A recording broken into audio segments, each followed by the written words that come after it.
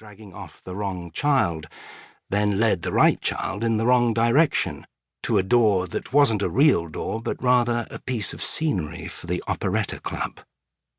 Parents, friends, and our suppliers, for which we are ever so grateful. The ticket sellers will be coming through the auditorium during intermission, and, She threw another quick glance over her shoulder. And we'll have the intermission right now. Her forehead was spangled with sweat. Turning around, she shooed the remaining shepherds past the bits of scenery meant to represent a meadow and back through the opening in the curtain, where a little group of children in costume and their parental helpers huddled among the uneven bars and other gym equipment, a wooden ox and donkey, and Joseph and the Virgin Mary. It smelled of pee. Chapter 2. Same time, Hendrik's apartment. Evert will be here any moment, Buster, I said to Boss, who was asleep on the windowsill.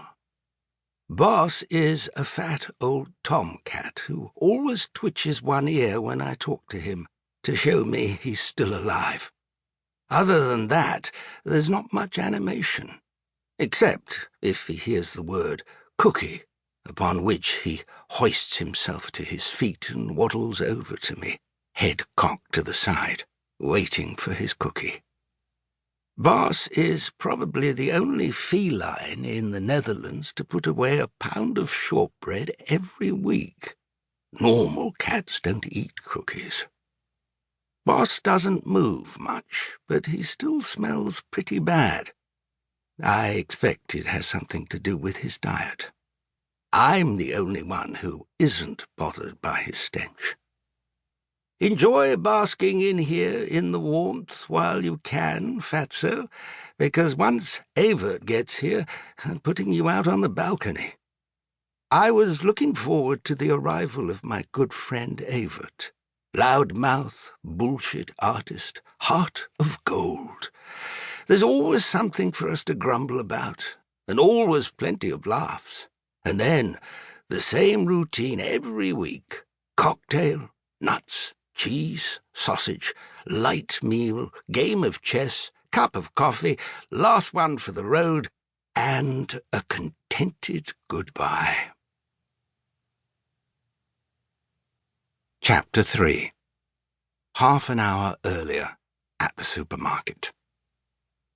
An old man behind Evert kept ramming his cart into the backs of his legs. The Turkish lady, whose turn it was, hadn't pre-weighed her green beans at the vegetable counter. I no understand. Vegetable counter, register 4.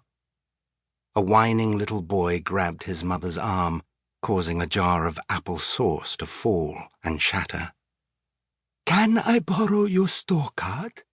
Mine's in the jacket of my other the pocket of my other jacket, the woman in line ahead of him asked. Evert handed her his card. Then you should think about keeping it in your... Oh, never mind, just keep it, he grumbled. Things just weren't going Evert's way. Hendrik had forgotten to stock up on peanuts and had called to ask if Evert could stop by the supermarket, because what's chess night without peanuts? Evert had thrown in 2 cans of beer as well, because he thought a shopping basket with only a bag of peanuts in it looked a bit sad. And now he'd been standing on line at the checkout for nearly 15 minutes to pay for those fucking nuts. Whenever life handed him lemons, Evert always got thirsty. As soon as he'd paid, he cracked open one of the cans, said cheers to the cashier, took a swig and went outside. There he unlocked his bike, took another gulp, and got on. The beer was lukewarm. You don't usually see someone on a bike drinking beer. It's probably illegal. Possibly because it means you can't put out your hand to signal you're stopping, Evert thought to himself. He wondered if anyone had ever...